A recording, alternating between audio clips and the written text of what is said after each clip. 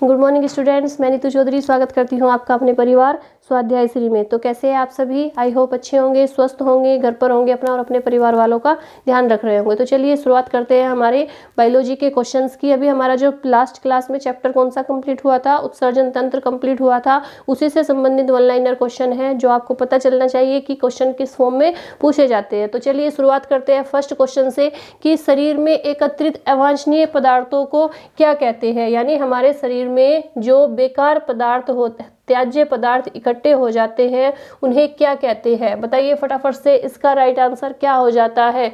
तो उन्हें क्या बोलते हैं? उन्हें बोलते हैं उत्सर्जी पदार्थ। मैंने आपको क्या बताया था? उत्सर्जी पदार्थ बोलते हैं। मैंने आपको बताया था कि हमारे शरीर में प्रतिक्षण यानी हर पल कोई ना कोई क्रिया होती रहती है, ठीक है। उस क्रिया के फलस्वरूप कुछ त्याज्य पदार्थ जो त्यागने योग्य पदार्थ होते हैं, बेकार पदार्थ होते हैं, जो हमारे शरीर के लिए नुकसानदायक होते हैं, वो भी हमारे शरीर के अंदर चले जाते हैं। तो हमारे जो उत्सर्जन अंग होते हैं, हमारे शरीर के कुछ ऐसे अंग जो उन्हें बाहर निकालने का काम करते हैं, वो उत्सर्जन अंग कहलाते हैं। जो पदार्थ होते हैं, जो बेकार पदार्थ होते हैं, त्याज्य पदार्थ होते हैं, वो उत्सर्जी पदार्थ कहलाते हैं। जो वो प्रोसेस चल रहा होता है, वो क्रिया चल रही होती है, उसे उत्सर्जन क्रिया बोलते हैं। और जहां पर जिस सिस्टम में जहां पर ये सारे उत्सर्जन अंग मिलकर उसे बाहर निकालने का कार्य कर रहे होते हैं, उस पूरे सिस्टम को उत्सर्जन तंत्र बोलते हैं, ठीक है। इसके बाद नेक्स्ट क्वेश्चन है कि उत्सर्जी या वर्ज्य पदार्थ यानी बेकार पदार्थ त्याग जाने की क्रिया क्या कहलाती है? बताइए क्या कहलाती है? अभी बताया मैंने आपको, उस क्रिया को क्या कहते हैं? उसे बोलते हैं उत्सर्जन। क्या बोलते हैं? उत्सर्जन क्रिया बोलते हैं। उत्सर्जन क्रिया। नेक्स्ट क्वेश्चन है कि उत्सर्जन से संबंधित अंगों को क्या कहते हैं? क्या बोलते हैं? उन्हें बोलते हैं उत्सर्जित अंग। क्या बोलते हैं? उत्सर्जित अंग बोलते हैं। इसके बाद नेक्स्ट क्वेश्चन है कि पौधे रात में श्वसन क्रिया के फलस्वरूप किसका उत्सर्जन करते हैं, यानी किसे बाहर निकालते हैं? बताइए फटाफट से, किसका उत्सर्जन करते हैं? CO2 का करते हैं। कार्बन डाइऑक्साइड छोड़ते हैं। क्या करते हैं? Carbon dioxide. Carbon dioxide.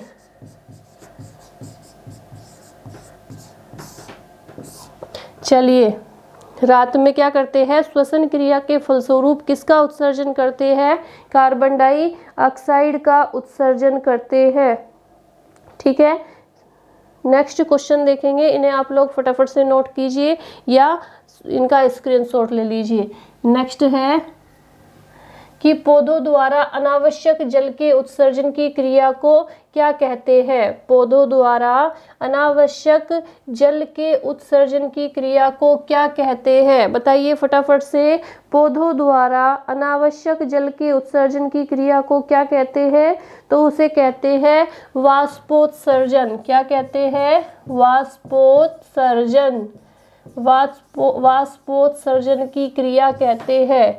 इसके बाद नेक्स्ट क्वेश्चन है कि गार्डन नास्टर्सियम, थोड़ा से कर लेते हैं, ठीक है। गार्डन नास्टर्सियम घास पिस्तिया में उत्सर्जन हेतु कौन सी विशेष संरचना होती है? बताइए फटाफट से, गार्डन नास्टर्सियम घास पिस्तिया में उत्सर्जन हेतु कौन सी विशेष संरचना होती है? तो कौन सी संरचना होती है? हाइडोथोर। कौन सी संरचना होती है? हाइडोथोर। हाइडोथोर। नेक्स्ट क्वेश्चन देखेंगे कि पौधे के पके हुए फल के द्वारा किसका उत्सर्जन होता है? पौधे के पके हुए फल के द्वारा किसका उत्सर्जन होता है? तो एथिलीन गैस का उत्सर्जन होता है। कौन सी गैस का? एथिलीन गैस का उत्सर्जन। एथिलीन गैस का उत्सर्जन होता है। उत्सर्जन। नेक्स्ट क्वेश्चन है, कौन सा उपयोगी पदार्थ जो क्षार एवं नाइट्रोजन से युक्त होता है? ऐसा कौन सा उपयोगी पदार्थ है जो क्षार एवं नाइट्रोजन से युक्त होता है? उसका नाम क्या है? उसका नाम है एल्केलाइड। क्या है उसका नाम? एल्केलाइड। एल्केलाइड। ठीक है, फटाफट से स्क्रीनशॉट लेंगे इनका। नेक्स्ट क्वेश्चन देखते हैं इसके बाद। क्वेश्चन नंबर 9, एल्केलाइड का प्रयोग किस हेतु अत्यंत महत्वपूर्ण है? बताइए, एल्केलाइड का प्रयोग किस हेतु महत्वपूर्ण है? अभी बताया मैंने आपको, एल्केलाइड का प्रयोग किस हेतु महत्वपूर्ण है? बताइए फटाफट से। तो किसके लिए है? औषधि के लिए है। किसके लिए है? औषधि के लिए, यानी दवाइयों के लिए। नेक्स्ट क्वेश्चन क्या है कि कोशिका में पाया जाने वाला सबसे महत्वपूर्ण उत्सर्जी पदार्थ कौन सा है? बताइए, कोशिका में पाया जाने वाला सबसे महत्वपूर्ण उत्सर्जी पदार्थ कौन सा है? बताइए कौन सा है? तो कार्बन डाइऑक्साइड है और अमोनिया है। कौन कौन से है?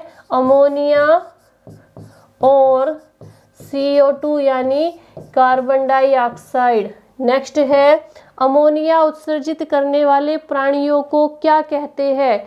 जो अमोनिया उत्सर्जित करते हैं उन प्राणियों को क्या कहते हैं? बताइए फटाफट से। उन प्राणियों को कहते हैं अमीनोटेलिक। क्या कहते हैं? अमीनोटेलिक। अमीनोटेलिक। नेक्स्ट क्वेश्चन है, यूरियोटेलिक प्राणियों को क्या कहते हैं? यूरियोटेलिक प्राणियों को क्या कहते हैं? बताइए फटाफट से। सॉरी, ये क्वेश्चन गलत है, इसमें लिखेंगे हम यूरिया उत्सर्जी प्राणियों को क्या कहते हैं। यूरिया उत्सर्जी लिखेंगे यहाँ पे, यूरिया उत्सर्जी। ये टाइपिंग मिस्टेक है। प्राणियों को क्या कहते हैं? तो यूरियोटेलिक कहते हैं। इसका आंसर क्या हो जाएगा? यूरियोटेलिक हो जाएगा, यानी यूरिया उत्सर्जी प्राणियों को क्या कहते हैं? यूरियोटेलिक कहते हैं। यूरियोटेलिक कहते हैं। चलिए फटाफट से स्क्रीनशॉट लेंगे। ये क्या है यहाँ पे क्वेश्चन? यूरिया उत्सर्जी प्राणियों को क्या कहते हैं? यूरियोटेलिक कहते हैं। नेक्स्ट क्वेश्चन देखेंगे, क्वेश्चन नंबर 13, यूरिया अम्ल उत्सर्जित करने वाले प्राणियों को क्या कहते हैं? यूरिया अम्ल उत्सर्जित करने वाले पदार्थों को क्या कहते हैं? ये फिर से वही क्वेश्चन आ गया। यूरिया उत्सर्जित करने वाले पदार्थों को क्या कहते हैं? प्राणियों को क्या कहते हैं? तो अभी क्या बताया मैंने आपको? यूरिकोटेलिक। क्या बोलते हैं? यूरिकोटेलिक। फिर से लिख लेते हैं ऐसे, नीचे आपको दिखाई नहीं दे रहा होगा। यूरिकोटेलिक।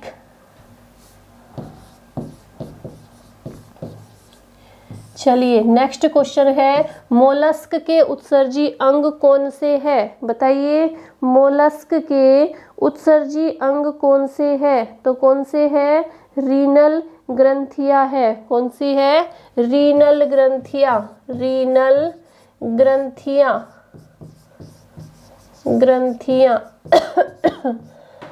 नेक्स्ट है, कीटों के उत्सर्जी अंग कौन से है?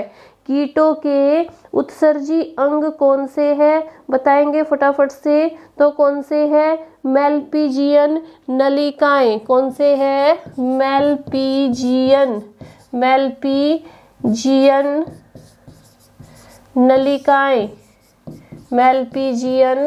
नलिकाएं। नेक्स्ट क्वेश्चन है, मनुष्य के मूत्र तक की संरचना में 4 प्रमुख अंग कौन से हैं? बताइए फटाफट से। मनुष्य में मूत्र तंत्र की संरचना में 4 प्रमुख अंग कौन से हैं? बताइए। वृक्क है, मैं लिख देती हूँ यहाँ पर, वृक्क यानी किडनी। यूरेटर यानी गवीनी भी बोलते हैं इसे। मूत्रमार्ग,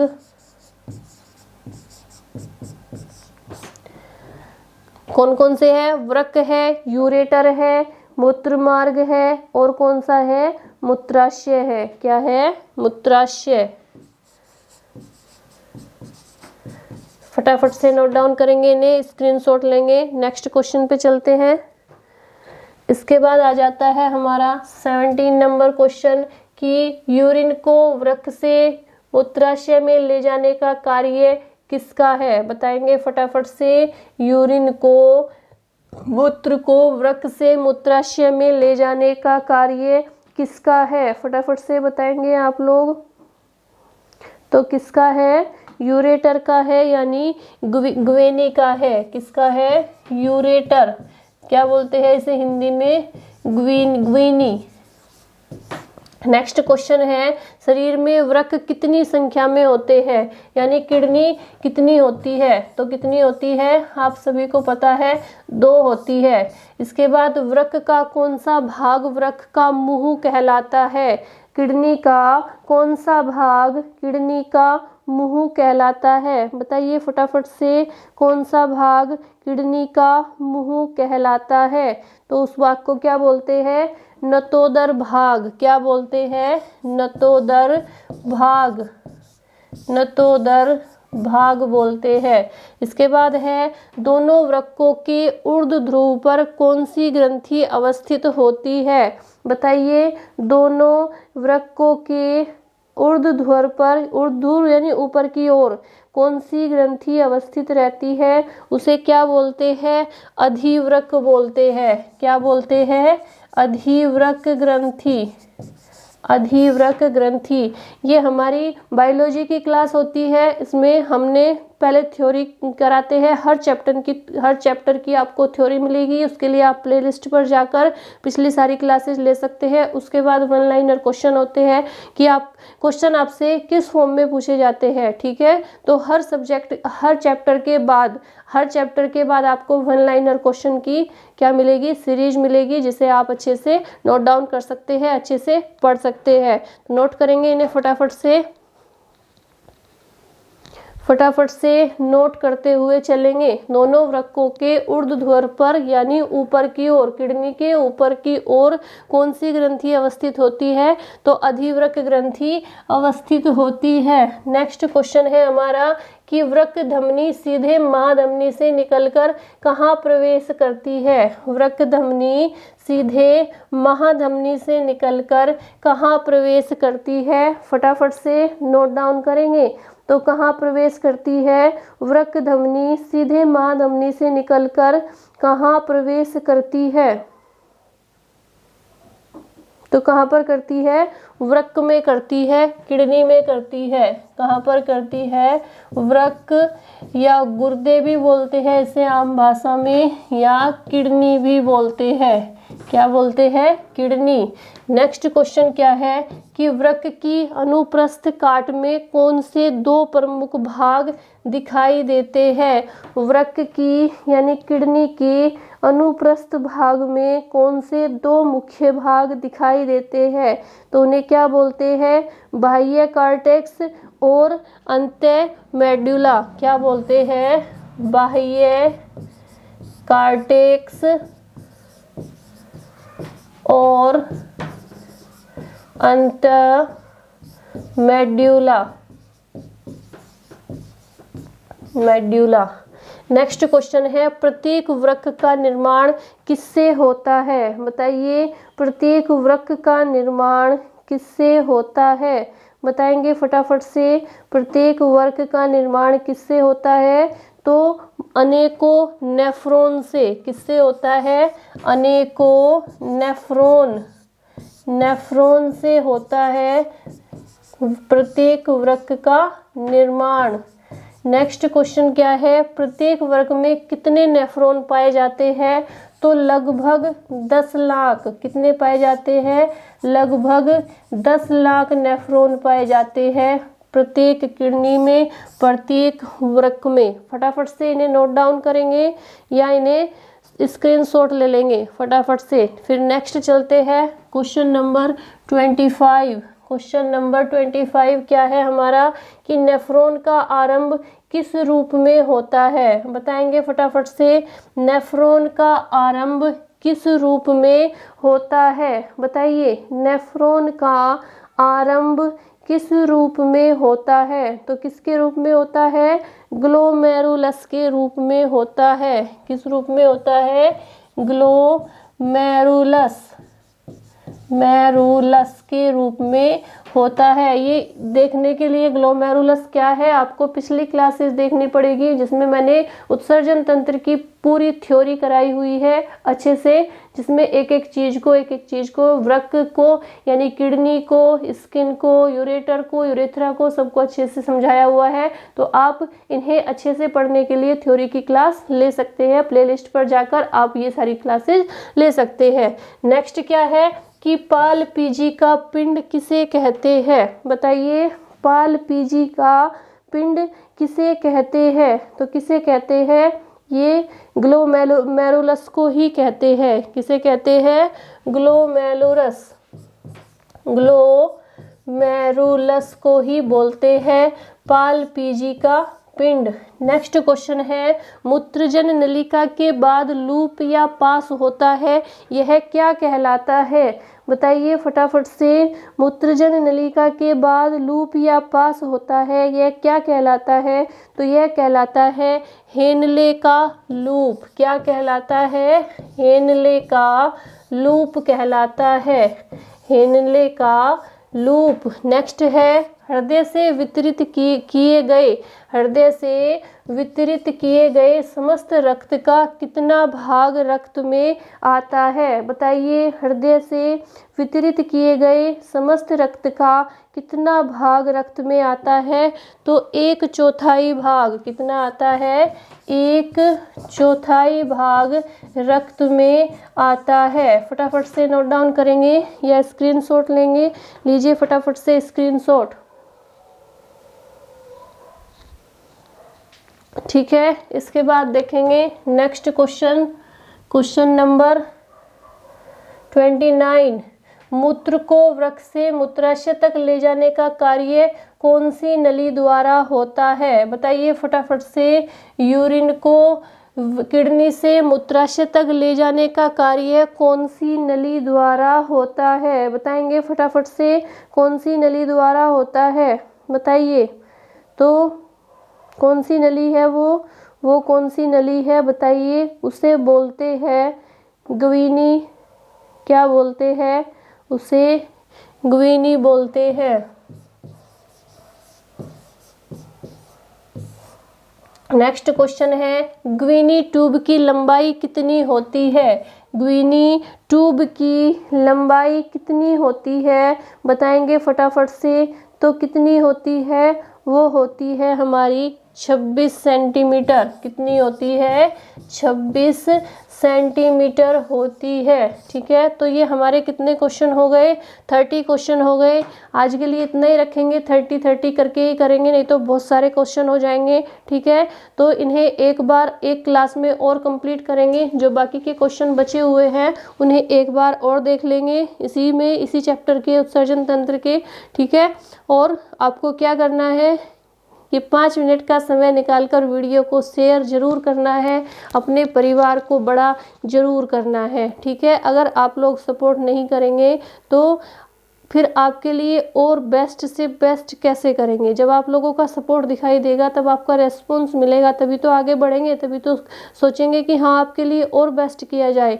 लेकिन आप लोग सपोर्ट नहीं कर रहे हो तो ये देखकर थोड़ा सा बुरा लगता है। ठीक है, तो प्लीज़ 5 मिनट का समय निकालकर वीडियो को ज़रूर शेयर कीजिए, चैनल को सब्सक्राइब कीजिए और अपने परिवार से जुड़ने के लिए क्या करेंगे? हमारे चैनल को ज्वाइन करेंगे, सब्सक्राइब करेंगे और परिवार को बड़ा करने के लिए क्या करना है? वीडियो को शेयर करना है और चैनल को क्या करना है? सब्सक्राइब करना है। ठीक है, तो आज के लिए इतना ही रखेंगे। कल की क्लास में फिर और क्वेश्चंस लेके आएंगे उत्सर्जन तंत्र से संबंधित ही। बाकी जो पिछले चैप्टर हो चुके हैं, अगर उनसे रिलेटेड क्वेश्चन नहीं हुए होंगे किसी उसमें, तो उन्हें भी देख लेंगे, नहीं तो फिर नेक्स्ट चैप्टर शुरू करेंगे। ठीक है, तो आज के लिए इतना ही रखेंगे। धन्यवाद। जय हिंद, जय भारत।